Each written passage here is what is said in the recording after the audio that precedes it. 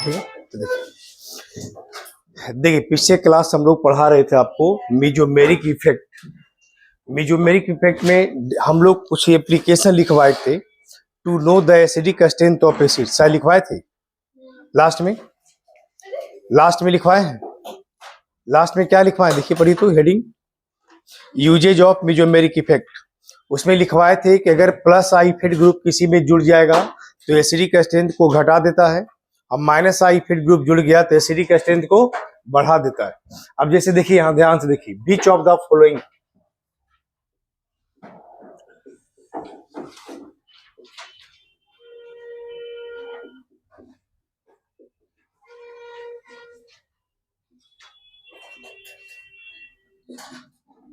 मोर acidic, देखिए कह रहा which of the following compound is more acidic. कह रहा इसमें से कौन सा ऐसा कंपाउंड है जो आपका मोर एसिडिक होगा। Which of the following compound is more acidic. इसे पूछा कौन सा ऐसा कंपाउंड है जिसका एसिडिक नेचर ज्यादा होगा। तो देखिए तो which of the following compound is more acidic. जैसे ध्यान से देखिए पहला कंपाउंड दिया है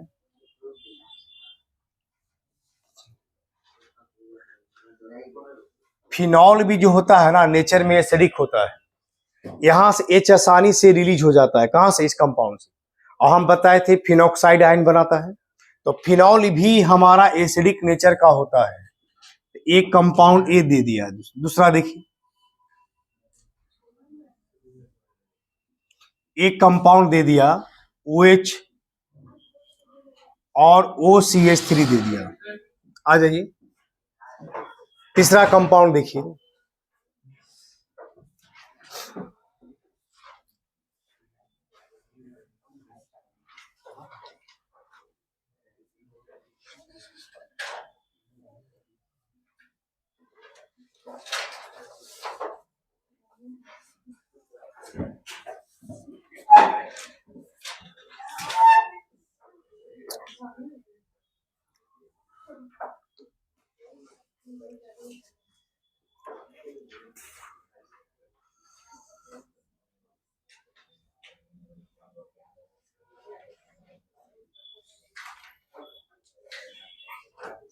अब आप जरा ध्यान से देखिए,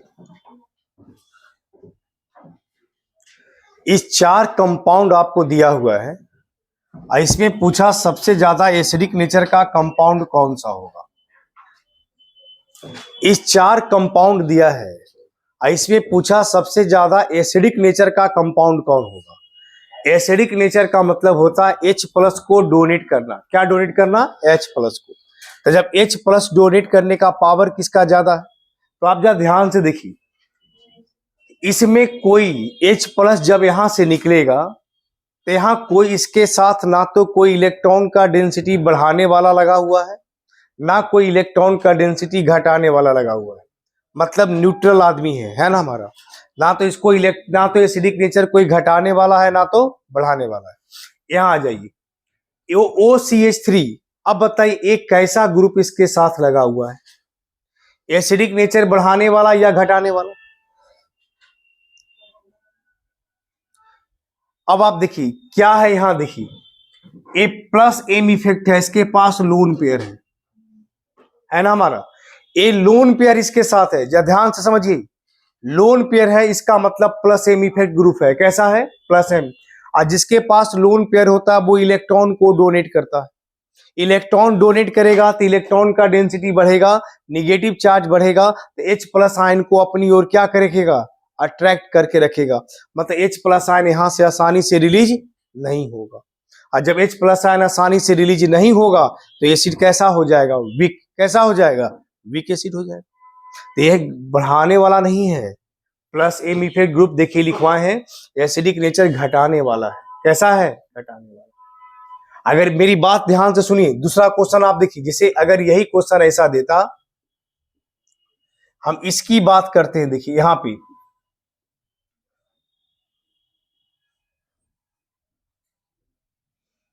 ACOOH ए नंबर,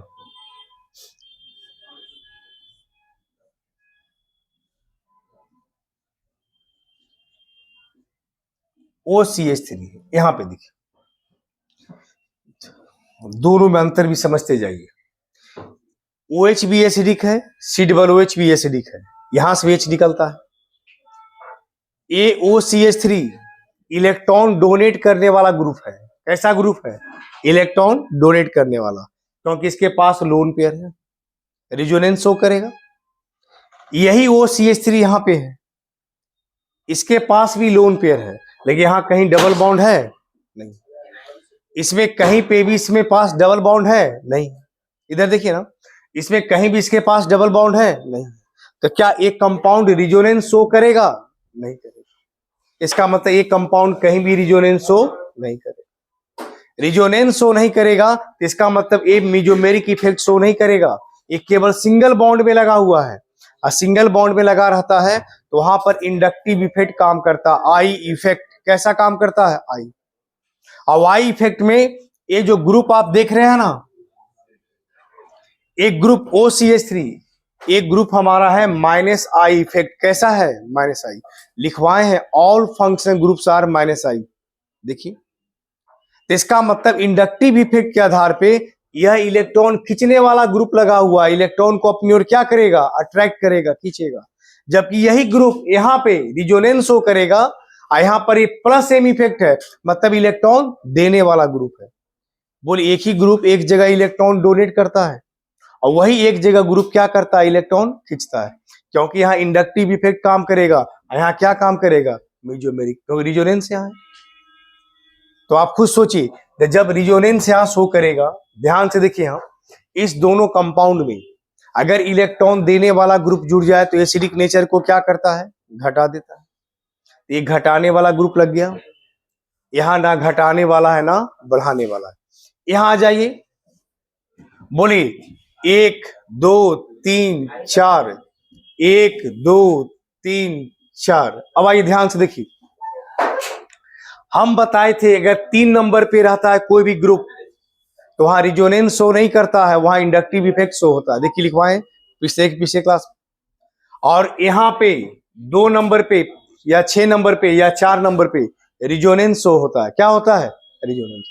और यदि रिजोनेंस है इंडक्टिव इफेक्ट है तो रिजोनेंस वेरी वेरी ग्रेटर होता है। किससे? इंडक्टिव इफेक्ट से। तो बोलिए, अब यहां बताइए, यह NO2 है, नाइट्रोजन के पास कोई भी लोन पेयर है? नहीं है। तो एक क्या करेगा? इलेक्ट्रॉन को अपनी ओर खींचने वाला ग्रुप है, इसको कहते हैं -M इफेक्ट। क्या बोलते हैं? ये दोनों लगा, ये है -M, आई फंक्शन ग्रुप, यहां रिजोनेंस नहीं है तो ये है -I। दोनों है इलेक्ट्रॉन को अपनी ओर खींचने वाला ग्रुप लगा हुआ, लेकिन मेसोमेरिक इफेक्ट मोर डोमिनेंट होता है। कैसा होता है? मोर डोमिनेंट।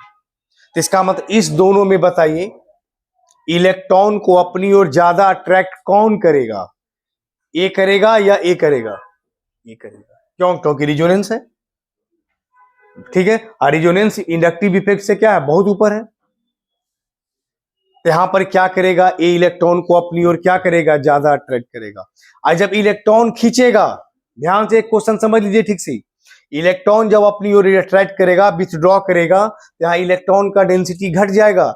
इलेक्ट्रॉन का डेंसिटी घटेगा, H+ आसानी से क्या होगा? बाहर निकल जाएगा। H+ बाहर से निकलने का मतलब हो गया कि मोर एसिडिक। कैसा है? More acidic. इसका मतलब सबसे ज्यादा एसिडिक नेचर कौन हो गया? C number. कौन हो गया? C नंबर हो गया। तो सबसे ज्यादा एसिडिक नेचर C के बाद कौन है? D। आई तो खैर घटाने वाला हो गया, और इसके बाद कौन होगा? A। तब क्या आंसर होगा? B। इस दोनों की बात करें तो एक फंक्शनल ग्रुप है, यहां इंडक्टिव इफेक्ट काम करेगा, यहां डबल बॉन्ड कहीं नहीं है, कोई रिजोनेंस नहीं है, तो सारा फंक्शन ग्रुप क्या होता है? -I। तो इसका मतलब यहां इलेक्ट्रॉन अपनी ओर खींचेगा, इलेक्ट्रॉन का डेंसिटी घटेगा, तो H+ आसानी से रिलीज हो जाएगा। तो इस दोनों में सबसे एसिडिक नेचर A और B में कौन होगा? B number. ऐसे याद रखिए। ये तो हुआ एसिडिक नेचर। क्या हुआ? Acidic nature. उसी तरह बेसिक स्ट्रेंथ भी है। बेसिक स्ट्रेंथ किसको कहते हैं? जो H+ अपनी ओर अट्रैक्ट करे उसको स्ट्रॉन्गर बेस कहते हैं। H+ आयन को अपनी ओर क्या करे? ज्यादा अट्रैक्ट करे, उसको क्या कहते हैं? स्ट्रॉन्ग बेस कहते हैं। चलिए इसको लिखिए, उसके बाद आगे लिखते हैं।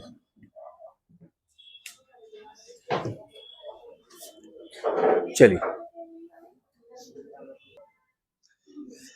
सेकेंड लिखिए, पहला पॉइंट आपको कल लिखवाए थे, to know the acidic strength of acid. Second point लिखिए, टू नो द, लिखिए second point, to know the basic strength of base, to know the basic strength of base, to know the basic strength of base.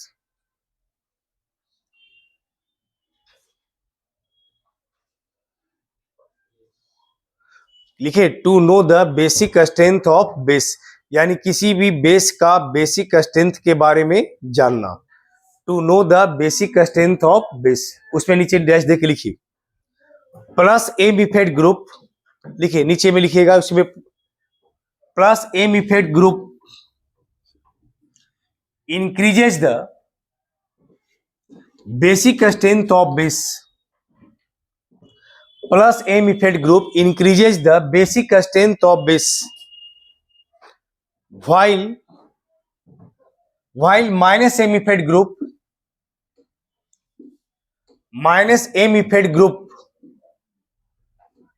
decreases the basic strength of base, decreases the basic strength of base, plus M effect group increases the basic strength of base, while minus M effect group decreases the basic strength of base। अब आप देखिए base किसको कहते हैं, इधर सुनिए, जैसे आपको दिया which of the following compound is more basic,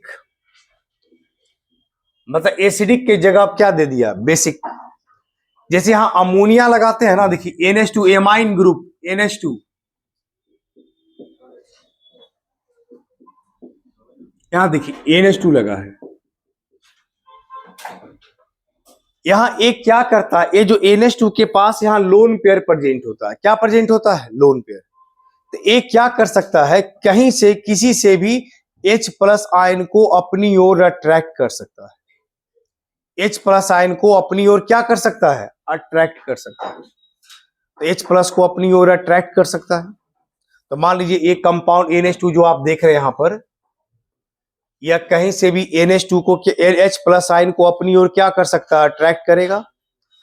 जितना ज्यादा H प्लस आयन को अपनी ओर अट्रैक्ट करेगा वो उतना ज्यादा बेसिक हो जाएगा, उतना ज्यादा क्या हो जाएगा, बेसिक हो जाएगा। अब आप खुद सोचिए इसमें सबसे ज्यादा बेसिक नेचर का कंपाउंड कौन होगा, जो जितना ज्यादा H प्लस अपनी ओर क्या करे, अट्रैक्ट करे, जहां इलेक्ट्रॉन का डेंसिटी जितना ज्यादा हो, निगेटिव चार्ज ज्यादा बढ़ेगा, H प्लस को अपनी ओर अट्रैक्ट करने का पावर भी बढ़ जाएगा।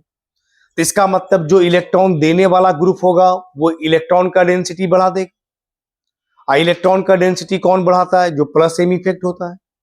तो बोलिए इसमें प्लस एम इफेक्ट कहां लगा हुआ, देखिए प्लस एम इफेक्ट किस में लगा हुआ है, ये तो बी नंबर, वो ये कौन सा ग्रुप लगा हुआ है, प्लस एम। लोन पेयर पहला आइटम के पास है, इलेक्ट्रॉन का डेंसिटी बढ़ेगा, यहां इलेक्ट्रॉन का इसका बढ़ेगा तो रिजोनेंस के थ्रू यहां भी बढ़ेगा, तो H प्लस को अपनी ओर अट्रैक्ट करने का पावर क्या होगा, बढ़ जाएगा। इस चार में सबसे स्ट्रॉन्ग बेस कौन सा होगा, कौन सा, बी नंबर। ये दोनों तो और घटाने वाला लगा हुआ है, तो खैर इसको हम बाद में बात करेंगे, पहले अब इसमें आइए। इसमें ना कोई बढ़ाने वाला है तो ना तो कम से कम घटाने वाला भी तो नहीं है, तो बोले बी के बाद कौन हो जाएगा, ए नंबर। तो बी हो गया, बी के बाद ए हो गया। अब आइए सी नंबर में और डी नंबर में। अब सी और डी में बताइए, सी और डी में यहां पर ए दोनों घटाने वाला है, लेकिन ए मीजोमेरिक इफेक्ट है, ये रिजोनेंस, सॉरी ए मीजोमेरिक रिजोनेंस है, ये हमारा इंडक्टिव है। तो घटाने में भी कौन ज्यादा घटा देगा, ये घटा देगा। ये घटाएगा तो कम घटाएगा, कम घटाएगा तो मोर बेसिक होगा। तो बोलिए तो इसके बाद कौन हो जाएगा, बी ए के बाद डी, और डी के बाद तब क्या होगा, सी, क्योंकि ए रिजोनेंस के थ्रू ये क्या करेगा, इलेक्ट्रॉन को अपनी ओर खींचेगा, तो इलेक्ट्रॉन का डेंसिटी घट जाएगा तो बेसिक नेचर क्या होगा, कम हो जाएगा। समझ में आ गया, चलिए इसको ऐसे याद रखना है। इसके बाद देखिए, जैसे यहां ए और बी में कौन ज्यादा स्ट्रॉन्ग बेस है? बी। लेकिन अगर ऐसा क्वेश्चन दे देता, देखिए इसमें भी थोड़ा सा चर्च कर लीजिए कौन, जैसे यहां एमीन लगा हुआ, देखिए ए नंबर, अब बी में ऐसा दे देता, ताकि कंफ्यूजन नहीं होना है। देखिए NH2 यहां लगा हुआ OCH3। अब बताइए एक कैसा काम करेगा OCH3, इलेक्ट्रॉन डोनेट करने का या इलेक्ट्रॉन अपनी ओर खींचने का? क्या बोलिए? यहां तो इलेक्ट्रॉन डोनेट किया, क्योंकि यहां डबल बॉन्ड में है, ये तो मीजोबेरिक, यहां रिजोनेंस शो करेगा, यहां रिजोनेंस शो करेगा, यहां है कहीं डबल बॉन्ड अंदर में? कहीं नहीं। इसका मतलब सिंगल बॉन्ड में सारा फंक्शन ग्रुप क्या होता है? Inductive effect, I effect. और सारा फंक्शन ग्रुप कैसा होता है? -I। ये तो इलेक्ट्रॉन खींचने वाला ग्रुप है, और यही OCH3 यहां इलेक्ट्रॉन देने वाला ग्रुप। तो इलेक्ट्रॉन खींचेगा तो इलेक्ट्रॉन का डेंसिटी घट जाएगा, H+ अट्रैक्ट करने का पावर भी घट जाएगा। तो इस दोनों में स्ट्रॉन्ग बेस कौन हो जाएगा? ए नंबर हो जाएगा। तो इस दोनों में ए के बाद बी, जबकि यहां ऊपर में बी, तब क्या है? ए। चलिए लिखिए इसको, दो लिख लीजिए।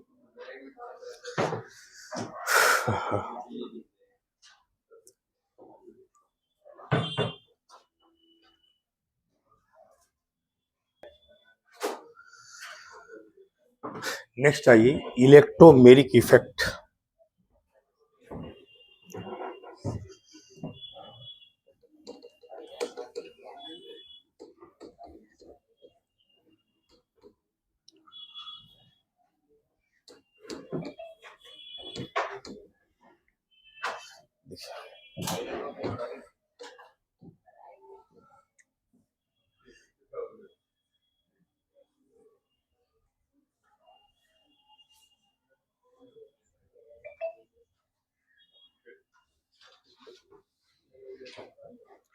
Start.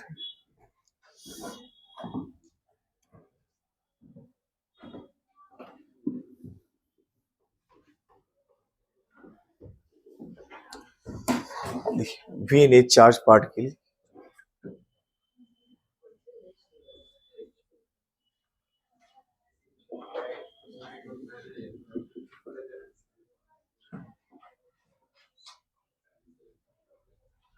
contact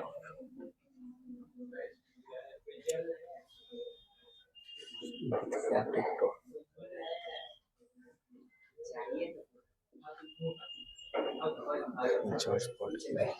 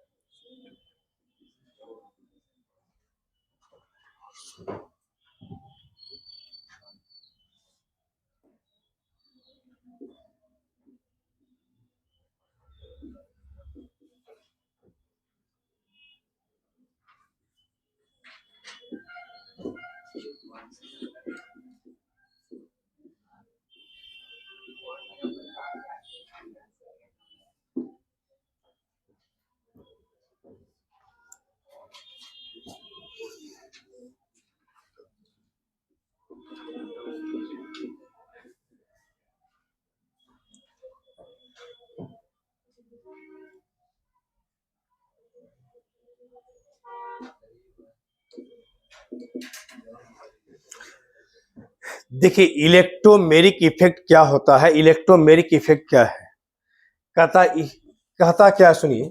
when a charge particle come with contact of multiple bonded atom, जब कोई चार्ज पार्टिकल कम आता है with contact of multiple bonded atom, यानी कोई भी वैसा एटम जो मल्टीपल बॉन्ड रखता है, मल्टीपल बॉन्ड का मतलब डबल बॉन्ड रखता है, ट्रिपल बॉन्ड रखता है, अगर उसके कांटेक्ट में अगर कोई चार्ज पार्टिकल आता है then pi bond, then electrons of pi bond shifted towards only one multiple bonded atom. तो पाई बॉन्ड ब्रेक कर जाता है, पाई बॉन्ड ब्रेक करके दोनों इलेक्ट्रॉन, जो पाई बॉन्ड में जो इलेक्ट्रॉन प्रेजेंट है वह किसी एक एटम पर जाकर क्या होता है, शिफ्ट हो जाता है। इस घटना को ही हम क्या कहते हैं, इलेक्ट्रोमेरिक इफेक्ट। क्या कहते हैं, इलेक्ट्रोमेरिक इफेक्ट। यानी दिस इफेक्ट इज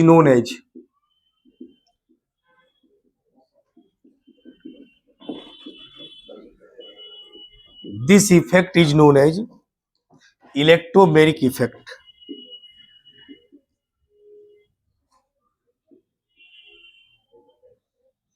अब आप देखिए, जैसे ये मल्टीपल बॉन्ड हुआ ना, डबल बॉन्ड, ये डबल बॉन्ड क्या होगा, जैसी चार्ज पार्टिकल इसके कांटेक्ट में आप लाए तो क्या होगा, देखिए ये डबल बॉन्ड इसका ब्रेक कर जाएगा। अब ब्रेक करेगा तो ये दोनों इलेक्ट्रॉन, जैसे एक बॉन्ड टूटा तो दो इलेक्ट्रॉन फ्री हो गया, तो दोनों इलेक्ट्रॉन अगर इस एटम पर शिफ्ट हो गया, इसका एक इलेक्ट्रॉन इसके ऊपर आ गया तो इस पर माइनस चार्ज, इस पे कैसा चार्ज, प्लस चार्ज। और नहीं तो अगर इस पे शिफ्ट हो गया इस पर माइनस, तो इस पे कैसा चार्ज, प्लस चार्ज। ऐसे हो गया। और फिर क्या होगा, H प्लस कहां जुड़ जाएगा, जहां पर माइनस चार्ज है। तो ये क्या करेगा, ये जो माइनस चार्ज है अपना इस कार्बन का एक इलेक्ट्रॉन इस H को दे देगा, H को दे दिया, H पर हो जाएगा माइनस, इस पर हो जाएगा प्लस। तो फिर प्लस माइनस क्या हो गया, कैंसिल। इसका भी प्लस माइनस क्या हो जाएगा, कैंसिल। तो यह H और यह कार्बन दोनों मिलके क्या करेगा, एक बॉन्ड बना देगा इसे, यहां बना। अरे तो यही H प्लस अगर यहां जुड़ेगा तो यहां बॉन्ड बना लेगा, हो गया। इसी को आप ऐसे भी लिख सकते थे, CH2 CH3 प्लस, या इसी को आप ऐसे भी लिख सकते थे, CH3, ऐसे लिख सकते थे। इसको पढ़ते हैं इथाइल कार्बोनियम आयन। क्या बोलते हैं, इथाइल कार्बोनियम। इस घटना को ही हम रिजोनेंस, इसको हम लोग इलेक्ट्रोमेरिक इफेक्ट बोलते हैं। क्या बोलते हैं, इलेक्ट्रोमेरिक इफेक्ट। यह टेम्पोररी इफेक्ट होता है। टेम्पोररी इफेक्ट इसलिए कि जब तक H प्लस है तब तक इस फॉर्म में रहता है, और जैसी चार्ज पार्टिकल को हटा दिए तो यह मोलिक्यूल जो बना या फिर ओरिजिनल स्टेट में वापस आ जाता है। मतलब जैसे पहले था उसी स्टेट में क्या होगा, वापस आ जाएगा। कब, जब हम इसको हटा देंगे। इसलिए इसको कहा जाता है टेम्पोररी इफेक्ट। क्या कहा जाता है, टेम्पोररी इफेक्ट। तो ये इलेक्ट्रोमेरिक इफेक्ट कैसा है, टेम्पोररी इफेक्ट है। अब मेरी बात ध्यान से सुनिए, जैसे कोई बच्चे क्लास है, बच्चा लोग का क्लास चलता है, जब तक टीचर है तब तक बच्चे शांति से पढ़ते हैं क्लास में, है ना। मैंने वो टीचर का इफेक्ट होता है। जैसी टीचर क्लास से बाहर जाते हैं बच्चे अपना ओरिजिनल स्टेट में वापस आ जाता है। इसका मतलब यहां भी बच्चे के साथ कौन सी घटना लगता है, इलेक्ट्रोमेरिक इफेक्ट, है ना जी। कौन सा लगता है, इलेक्ट्रोमेरिक इफेक्ट। बात समझ, यानी यहां पर भी वही सेम चीज है। तो यहां चार्ज पार्टिकल हटा तो ये वापस रिटर्न इस फॉर्म में आ जाता है, इसलिए इसको कहा जाता है टेम्पोररी इफेक्ट। लेकिन एक चीज और ध्यान से सुनिए, यहां तो कहीं पे भी प्लस माइनस आ सकता था, लेकिन अगर ऐसा कोई कंपाउंड दे दे, ध्यान से समझिए, CH3 CH double bond CH2, और अगर H प्लस यहां हटे, देखिए यहां, तब इसमें क्या होगा, अब कहीं देखिए ए फिर पाई बॉन्ड टूटेगा, डबल बॉन्ड टूटा, देखिए यहां CH3 CH और CH2। अगर मान लीजिए यह H यहां लगा, CH2 यहां हो गया तो प्लस यहां आ जाएगा, और नहीं तो अगर CH3 मान लीजिए यहां लगा, अगर CH3 यहां लगा तो प्लस चार्ज यहां आ जाएगा। अगर H यहां लगा तो प्लस यहां, अगर H यहां लगा तो प्लस यहां होगा ना, जिसे यहां भी दुगो बना था। तो यहां ये दोनों में से कोई भी बन सकता है, लेकिन इसमें दोनों में से कोई नहीं बनेगा। अब बताइए इस दोनों में कौन बनेगा,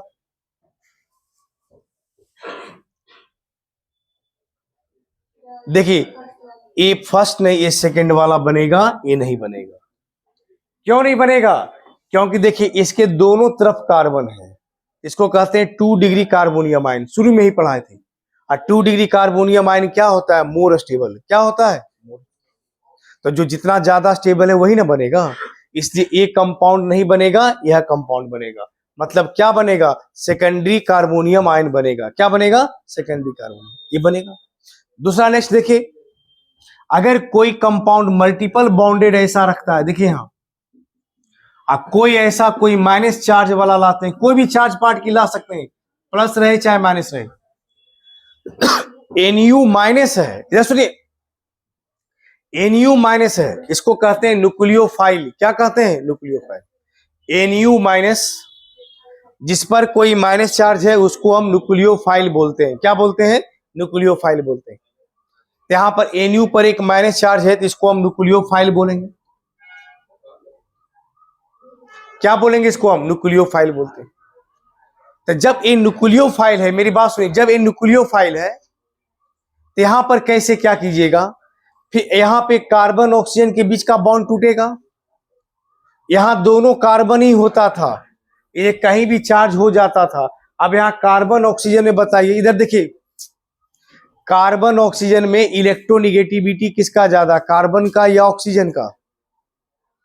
बोले कार्बन ऑक्सीजन में इलेक्ट्रोनिगेटिविटी किसका ज्यादा, कार्बन का या ऑक्सीजन का? किसका ज्यादा? ऑक्सीजन का। तो बोले निगेटिव चार्ज कहां डेवलप होगा? ऑक्सीजन पे। तो जब यहां बॉन्ड टूटेगा, इस सी और ओ के बीच का बॉन्ड टूटेगा। किसके बीच का बॉन्ड टूटेगा? सी और ओ के बीच का।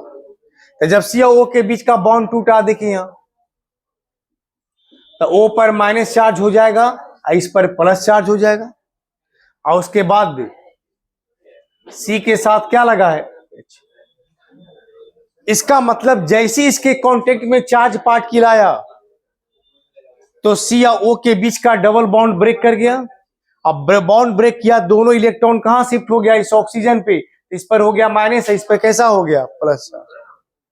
तो जब कोई पाई बॉन्ड के कांटेक्ट में अगर कोई चार्ज पार्टिकल आता है तो उसका पाई बॉन्ड ब्रेक कर जाता है। अब पाई बॉन्ड ब्रेक करके दोनों इलेक्ट्रॉन किसी एक एटम पर शिफ्ट हो जाता है। इस घटना को हम इलेक्ट्रोमेरिक इफेक्ट बोलते हैं। क्या बोलते हैं? इलेक्ट्रोमेरिक इफेक्ट कहते हैं। यह घटना एक टेम्पोररी इफेक्ट होता है, इसलिए इट इज टेम्पोररी इफेक्ट। एक ऐसा इफेक्ट होता है temporary, it is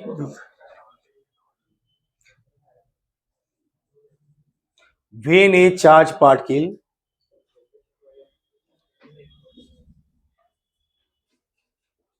remove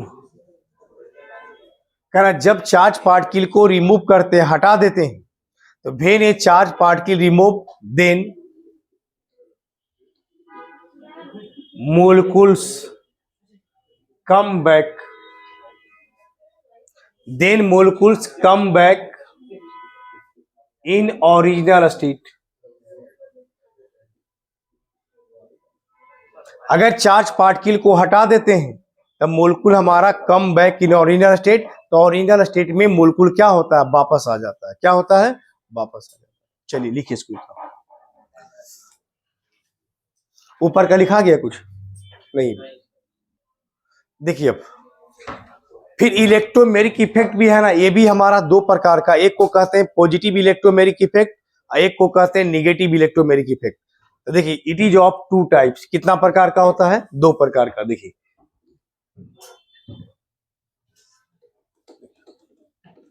it is of two types. ठीक,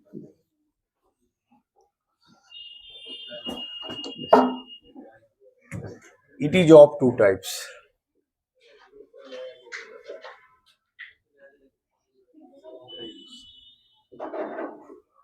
it is of two types। पहला है positive electromeric effect,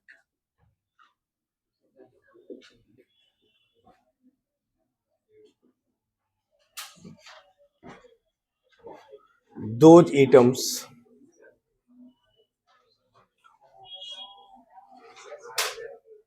group of atoms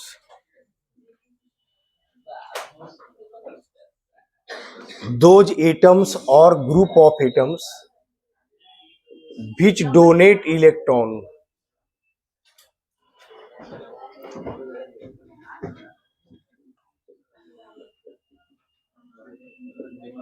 two molecule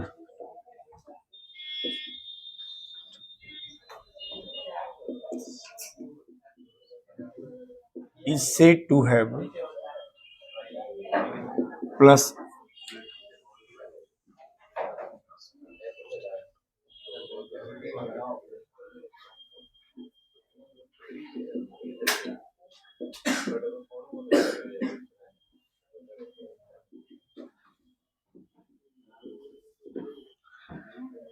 देखिए क्या लिखते हैं, दोज एटम्स और group of atoms which donate electron to molecule is said to have positive mesomeric positive electromeric effect.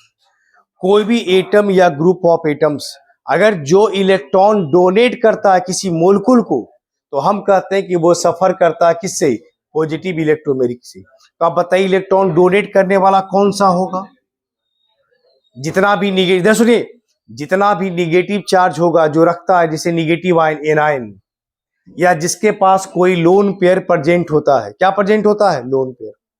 तो जितना भी एनायंस होगा या जितना भी लोन पेयर ऑफ इलेक्ट्रॉन रखता होगा वह सफर करता है किससे, पॉजिटिव इलेक्ट्रोमेरिक इफेक्ट। किससे सफर करता है, पॉजिटिव इलेक्ट्रोमेरिक इफेक्ट से सफर करेगा। तो आप लिखेंगे ऑल एनायंस, जितना भी निगेटिव आयंस है,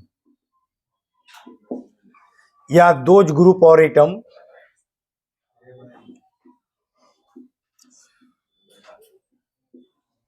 और group of atoms which contain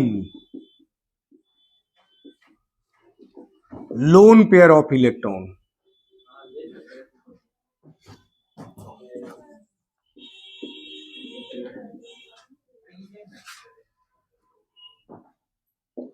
यानी जो लोन पेयर ऑफ इलेक्ट्रॉन रखने का मतलब पहला आइटम पे क्या रखना चाहिए, लोन पेयर, जाकि वो लोन पेयर किसी को क्या करे, डोनेट कर सके।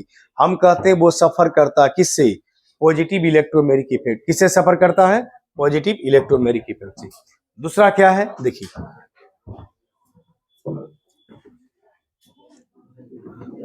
देखिए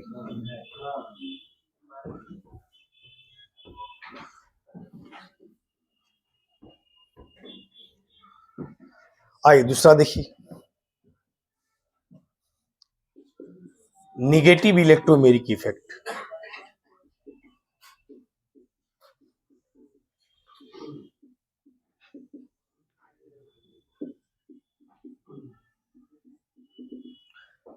देखिए निगेटिव इलेक्ट्रोमेरिक इफेक्ट क्या कहलाता है, दो एटम्स या ग्रुप ऑफ एटम जो डोनेट करने के बजाय क्या करता है, एक्सेप्ट करता है electron to molecule, is said to have, क्या कहलाएगा, निगेटिव। यानी जो इलेक्ट्रॉन डोनेट नहीं करता बल्कि इलेक्ट्रॉन क्या करता है, विथड्रॉ करता है, खींचता है या एक्सेप्ट करता है, वैसे एटम या ग्रुप ऑफ एटम को क्या बोलेंगे, निगेटिव इलेक्ट्रोमेरिक इफेक्ट। क्या बोलेंगे, निगेटिव इलेक्ट्रोमेरिक इफेक्ट बोलेंगे। तो इसमें लिख सकते हैं दो एटम्स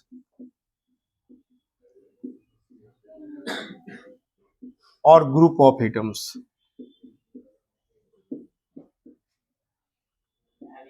which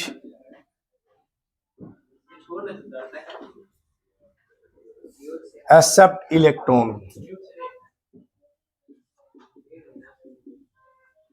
to molecule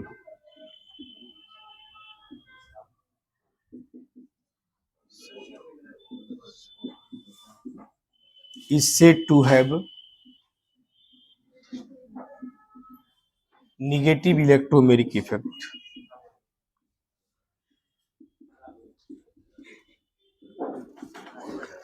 वही लिखे, कोई भी एटम या ग्रुप ऑफ एटम जो इलेक्ट्रॉन को एक्सेप्ट करता है किसी मोलिक्यूल से, तो हम कहते हैं कि वो सफर करता है किससे, निगेटिव इलेक्ट्रोमेरिक इफेक्ट। किससे सफर करता है, निगेटिव इलेक्ट्रोमेरिक इफेक्ट से सफर करता है। जैसे इसका एग्जांपल हो गया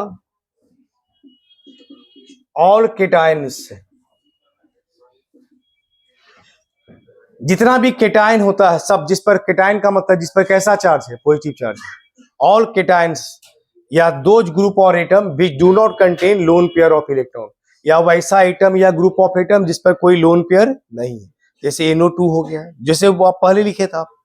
देखिए ऑल केटायन या दोज ग्रुप और atom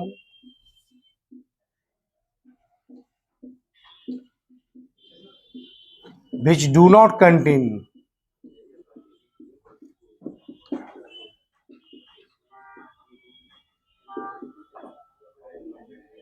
lone pair of electron.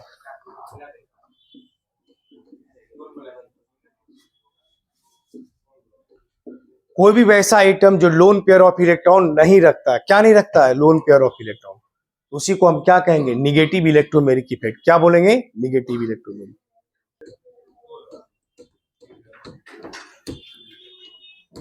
देखिए लिख लीजिए, सब लिख ही लिया सब। देखिए नेक्स्ट अगला पॉइंट है अस्टेरिक इफेक्ट। देखिए सुनिए, अस्टेरिक इफेक्ट क्या कहलाता है?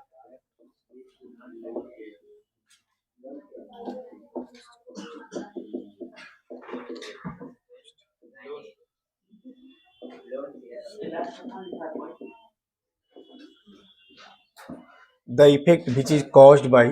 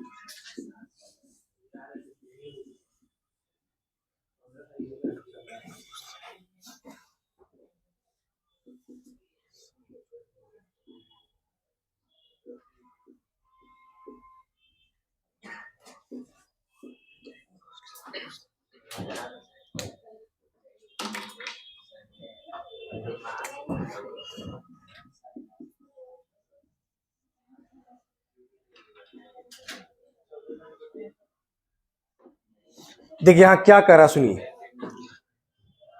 करा the effect which is caused by size of atom या group is called steric effect.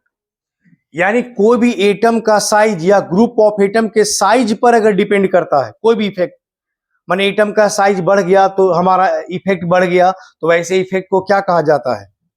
Steric effect.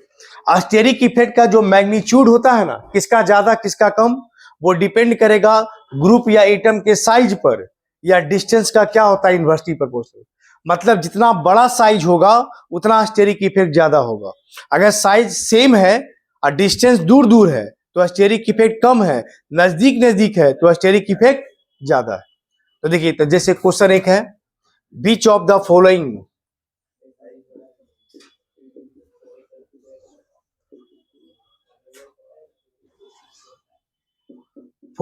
Compound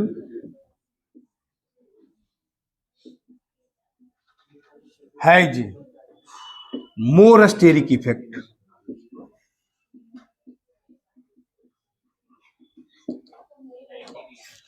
पूछा सबसे ज्यादा अस्टेरिक इफेक्ट किस कंपाउंड में होगा। चलिए एक क्वेश्चन देते हैं, उसको आप पहले बनाइए। तो हम क्या लिखे? देखिए अस्टेरिक इफेक्ट लिखे, हम बोले the effect which is caused by size of atom या group is called steric effect. Steric effect directly proportional size of group या एटम या ग्रुप का साइज बढ़ेगा तो अस्टेरिक इफेक्ट भी बढ़ेगा, या size of group of atom, अगर इसका मान लीजिए साइज ऑफ ग्रुप और एटम अगर घटेगा तो अस्टेरिक इफेक्ट भी क्या होगा? बढ़ जाएगा, उल्टा होगा। एक मिनट रुक जाइएगा, साइज लिखा, दोनों जगह साइज ही लिखा गया है। डिस्टेंस ऑफ, नहीं,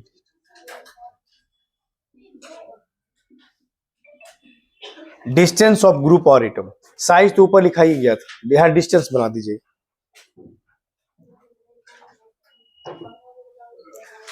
मतलब ये याद रखना है कि एटम या ग्रुप ऑफ एटम का साइज जितना बड़ा होगा हम कहेंगे उसका अस्टेरिक इफेक्ट वहां उतना ज्यादा है।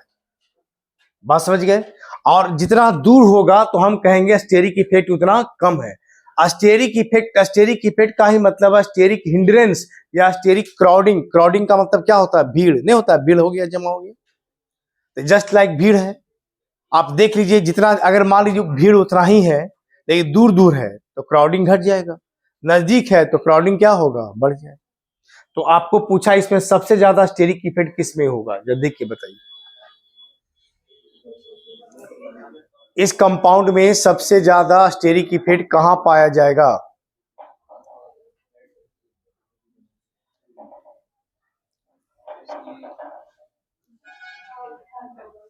बोलिए। जहां देख लीजिए सबसे बड़ा ग्रुप रहेगा, इधर देखिए, जहां देखिए ग्रुप ऑफ एटम साइज जब से जहां बड़ा होगा वहां स्टेरिक इफेक्ट सबसे ज्यादा होगा ना। उसके बाद सबसे बड़ा ग्रुप देखिए थर्ड में और कहां है, फोर में। तो थर्ड और फोर, तो थर्ड और फोर में, थर्ड में नजदीक है जबकि फोर में डिस्टेंस क्या है, ज्यादा। तो बोले जहां नजदीक होगा वहां स्टेरिक इफेक्ट क्या लगेगा, ज्यादा लगेगा। तो सबसे ज्यादा स्टेरिक इफेक्ट कहां लगेगा, थर्ड। थर्ड के बाद फोर, फोर के बाद बताइए फाइव, फाइव के बाद बताइए टू, टू के बाद बताइए वन। ऐसे ये हो गया स्टेरिक इफेक्ट। क्या हो गया, स्टेरिक इफेक्ट हो गया। सबसे ज्यादा स्टेरिक इफेक्ट थर्ड, तब फोर्थ, तब फाइव, तब टू, तब वन, ऐसे लिखिए। Steric effect is also known as steric hindrance या क्राउडिंग। स्टेबिलिटी जो होगा ना वह इनवर्सली प्रोपोर्शनल होता है किसका, स्टेरिक इफेक्ट का। मतलब जिसका स्टेरिक इफेक्ट कम उसका स्टेबिलिटी क्या होता है, ज्यादा। तो बोले इसी पांच में सबसे ज्यादा स्टेबल कंपाउंड कौन हो जाएगा, वन। उल्टा कर दीजिए, रिवर्स कर दीजिए। चलिए, तो which of the following compound is more stable, वो भी नहीं लिखे हैं, लिखिए लिखिए, लिख लीजिए। तो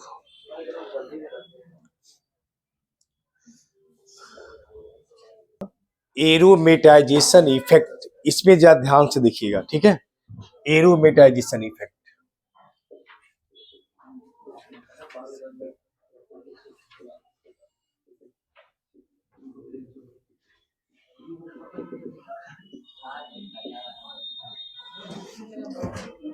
देखिए एरोमेटाइजेशन इफेक्ट। तो एक चीज याद रखिएगा, कोई भी कार्बोनियम आयन, तो सबसे पहले एरोमेटाइजेशन इफेक्ट में पहले तीन तरह का कंपाउंड पढ़ना होगा आपको। Aromatic compound, anti aromatic compound और नॉन एरोमेटिक कंपाउंड। कितना तरह का कंपाउंड पढ़ना है, तीन प्रकार का। कौन कौन सा, एरोमेटिक, एंटी एरोमेटिक और नॉन एरोमेटिक।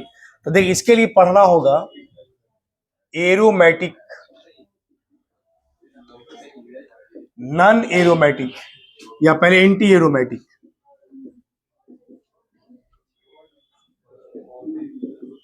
एंड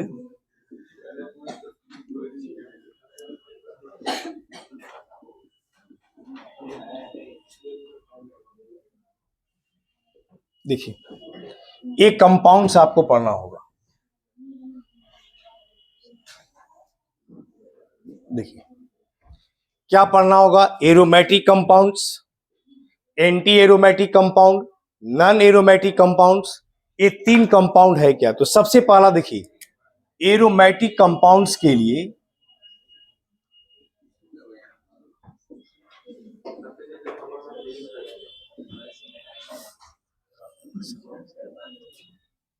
इसको पढ़ना होगा। देखिए एक रूल पढ़ना है एरोमेटिक कंपाउंड के लिए। देखिए फिर वही बात, एक एरोमेटिक कंपाउंड के लिए आपको पहचानने देता है, कोई कंपाउंड दे दिया, पूछेगा यह एरोमेटिक कंपाउंड है या नहीं। उसके लिए ये रूल आपको जानना है। कौन सा रूल जानना है, अकेले रूल। इसमें ये रूल कहता क्या है, तो सबसे पहला देखिए क्या है। देखिए सबसे पहला कंपाउंड साइक्लिक होना चाहिए। कैसा होना चाहिए, साइक्लिक कंपाउंड। कैसा है, साइक्लिक कंपाउंड हो।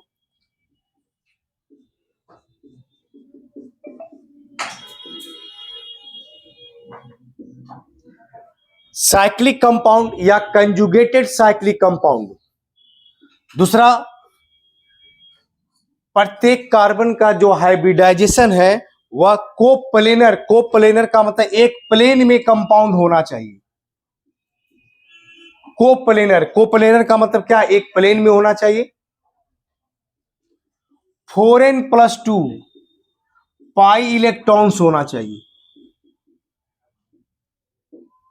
कोप्लेनर का मतलब sp2 का हाइब्रिडाइजेशन होना चाहिए, sp2 हाइब्रिडाइज्ड, तो कोप्लेनर होगा। Cyclic compound coplanar 4n + 2 pi electron. यहां n कोई संख्या है जो शुरू होता है 0 1 2 3, ऐसे कुछ भी हो सकता है। अगर मान लीजिए इफ यदि ये पहला कंपाउंड लिख रहे हैं एरोमेटिक के लिए, इफ यदि n = 1 आ जाए, या पहले n = 0 ले लीजिए, तो बोले n = 0 लीजिएगा तो 4 × 0 तो 0 0 + 2 कितना हो गया 2, तो पाई इलेक्ट्रॉन का संख्या कितना हो जाएगा 2 पाई इलेक्ट्रॉन। तो n = 0 तो ये हो गया 2 पाई इलेक्ट्रॉन्स। अगर n = 1 आप ले लीजिए, n = 1 तो 1 तो 4 × 1 4 4 + 2 कितना 6, तो 4 + 4 + 4 × 1 4 4 + 2 कितना 6, यहां हो गया 6 पाई इलेक्ट्रॉन्स। अगर n = 3 ले लीजिए, यहां बोले 3 4 × 12 2 कितना हो जाएगा, देखिए यहां हो गया n = 1 लिए तो 4 × 1 तो 4 × 1, अच्छा पहले 2 लिख दीजिए, n = 1 तो 4 × 1 4 4 + 2 कितना 6 पाई इलेक्ट्रॉन। पाई इलेक्ट्रॉन का मतलब समझते हैं ना, जो पाई बॉन्ड हुआ ना, एक डबल बॉन्ड में एक पाई बॉन्ड, उसमें कितना इलेक्ट्रॉन 2 इलेक्ट्रॉन, तो एक बॉन्ड होगा तो 2 पाई इलेक्ट्रॉन हो जाएगा। आगे देखिए एक कंपाउंड एरोमेटिक होगा, अगर n = 2 लेते हैं, n = कितना लेते हैं 2, तो पाई इलेक्ट्रॉन 4 दूनी 8 2 कितना हो जाएगा 10 10 पाई इलेक्ट्रॉन। अगर n = 3 ले ले तो 4 × 12 2 कितना 14, इतना पाई इलेक्ट्रॉन। अगर ये सारा कंडीशन होगा तो वैसा कंपाउंड हमारा एरोमेटिक कंपाउंड्स कहलाएगा। क्या कहलाएगा एरोमेटिक। चलिए फिर लिखवाते हैं एंटी एरोमेटिक का कंडीशन, लिखिए लिखिए ये तीनों क्लियर करा दे।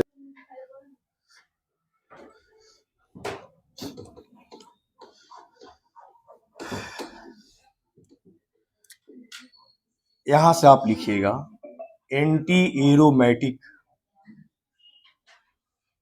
एरोमेटिक कंपाउंड्स, सब कुछ वही है, साइक्लिक कोप्लेनर होना चाहिए। देखिए ये साइक्लिक कंपाउंड होना चाहिए, कोप्लेनर होना चाहिए, मतलब sp2 हाइब्रिडाइज्ड होना चाहिए। 4n + 2 पाई इलेक्ट्रॉन के जगह खाली यहां पर क्या है थोड़ा सा चेंज है, 4n पाई इलेक्ट्रॉन्स होना चाहिए। क्या होना चाहिए 4n पाई इलेक्ट्रॉन्स। यहाँ n बराबर जो वैल्यू होगा वो शुरू होगा 1 से, 1 2 3 ऐसे। कंपाउंड साइक्लिक होगा, कोप्लेनर होगा, sp2 हाइब्रिडाइज होगा, 4n पाई इलेक्ट्रॉन्स होगा, n = 1 2 3 4 ये सब कुछ भी होगा, 1 2 3 4 n = कुछ भी होगा। अगर n = 1 लेते हैं, देखिए तो n = 1 तो 4 × 1 तो कितना हो जाएगा 4, n = 2 तो 4 दूनी कितना हो जाएगा 8, 3 तो 4 तिया कितना हो जाएगा 12। अगर एक कंडीशन लागू है, एक कंडीशन है साइक्लिक कंपाउंड है, कोप्लेनर है, sp2 हाइब्रिडाइज्ड है, 4n पाई इलेक्ट्रॉन्स है, कंजुगेटेड होना चाहिए। कंजुगेटेड का मतलब उसमें भी लिख सकते हैं आप, मतलब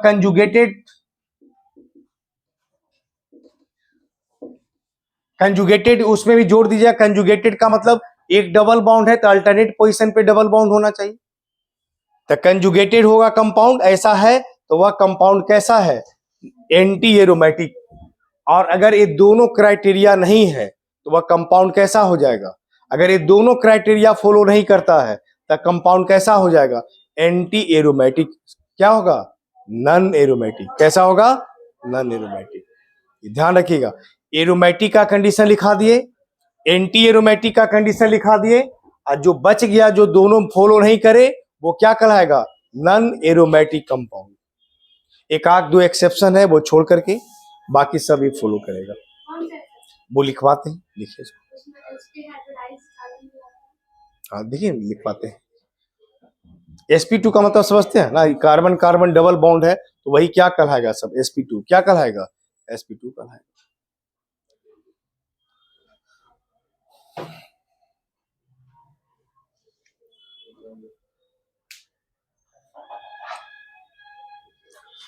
अब इसमें पहचानना है कि कौन सा कंपाउंड एरोमेटिक होगा, कौन सा कंपाउंड एंटी एरोमेटिक होगा, कौन सा कंपाउंड नॉन एरोमेटिक होगा। देखिए लिख लिए सब लोग, आगे चलें। देखिए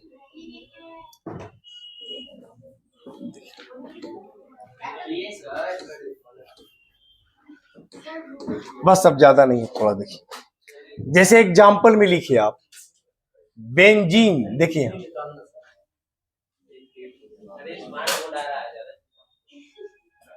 देखिए एक कंपाउंड आपको दे दिया, एक कौन सा कंपाउंड है, बेंजीन।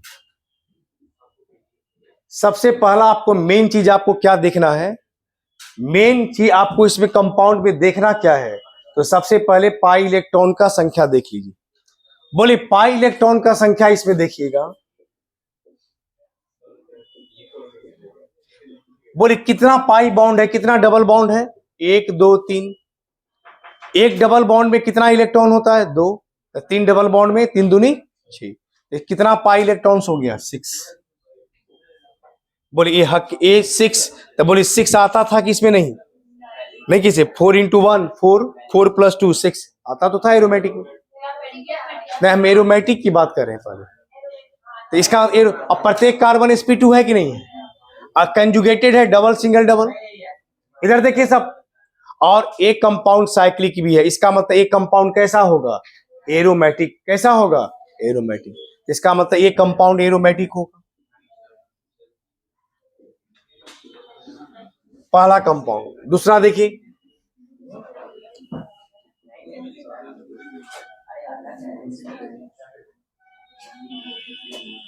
इसके बारे में आइए,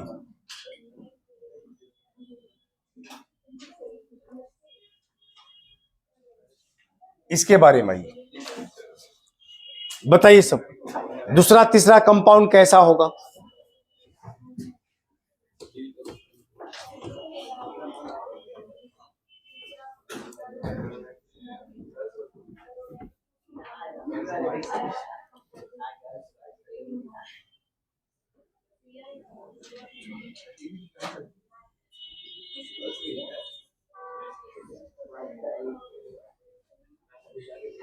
बना इसको,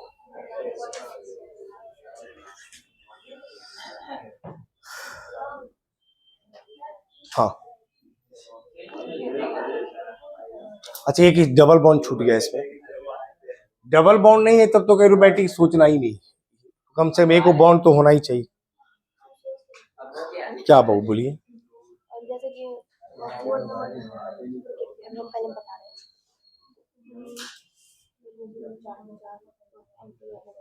और 4 नंबर वाला एंटी एरोमेटिक होगा, तो उसी तरह सेकंड नंबर में प्लस कैसे होगा, कैसे बनाएंगे। तो प्लस का मतलब क्या हुआ, उस कार्बन से एक इलेक्ट्रॉन चला गया, तो एक ही ना बचा, हाँ तो एक बचा, तो क्या देंगे, हाइब्रिडाइजेशन निकाली पर उसका क्या होगा, तो प्लस बचा तो उसके पास है ही कहाँ, पाई इलेक्ट्रॉन तो है ही नहीं है, तो तब तो पाई इलेक्ट्रॉन का संख्या 2 हो गया, एक बॉन्ड है तो 2 इलेक्ट्रॉन। जैसे एक डबल बॉन्ड हुआ ना, एक डबल बॉन्ड में कितना इलेक्ट्रॉन भाग लेगा, 2, तो 2 इलेक्ट्रॉन हुआ, पाई इलेक्ट्रॉन का संख्या 2। ठीक है,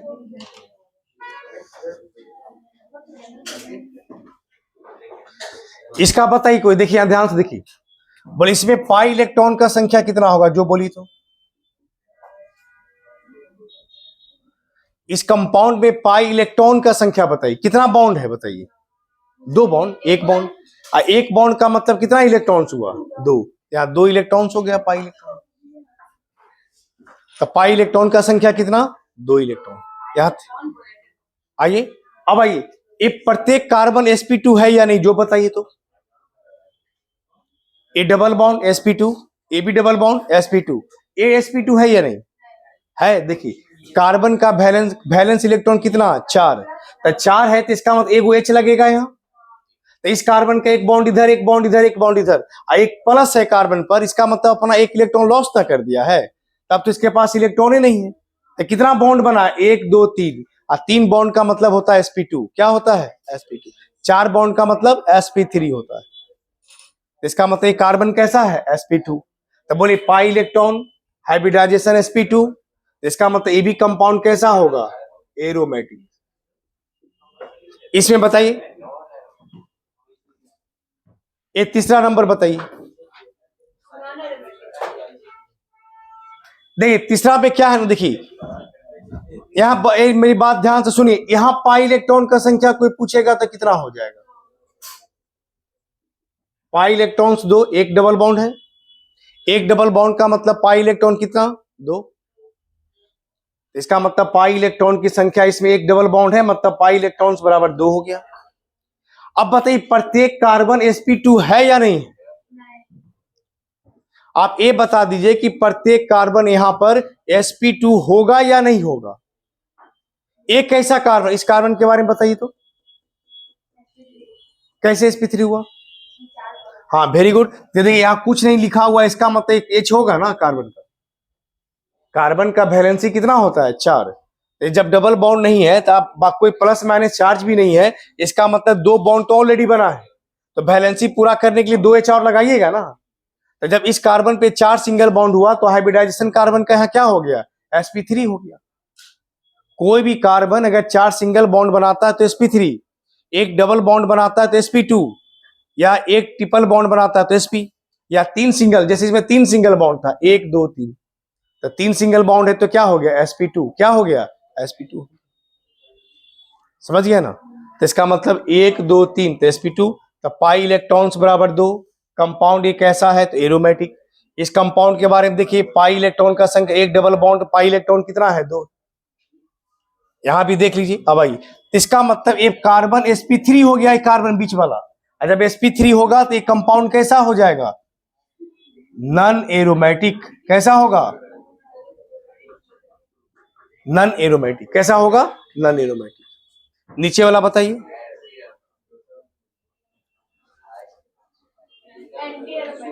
कैसा होगा? हाँ देखिए, प्रत्येक कार्बन sp2 डबल बॉन्ड है, each carbon sp2, pi electrons का संख्या कितना? 4। साइक्लिक है ही, अब प्रत्येक कार्बन sp2 है ही, तो पाई इलेक्ट्रॉन का संख्या 4 है, तो ये कंपाउंड कैसा होगा? Anti aromatic. कैसा कंपाउंड होगा? Anti aromatic. अब एक बार पढ़ लीजिए जितना आज पढ़ा, क्योंकि आज बहुत क्लास हो गया। आज 3 चीज पढ़ा दी। आज electromeric effect, steric effect, aromatization effect, ठीक है ना? तो स्टेरिक इफेक्ट पढ़ लिए, एरोमेटाइजेशन इफेक्ट पढ़ लिए, इलेक्ट्रोमेरिक इफेक्ट पढ़ लिए, और मीजोमेरिक इफेक्ट का कुछ क्वेश्चन भी आप बना लिए, है ना? देखिए इतना चीज आज आप लोग पढ़ लिए सब।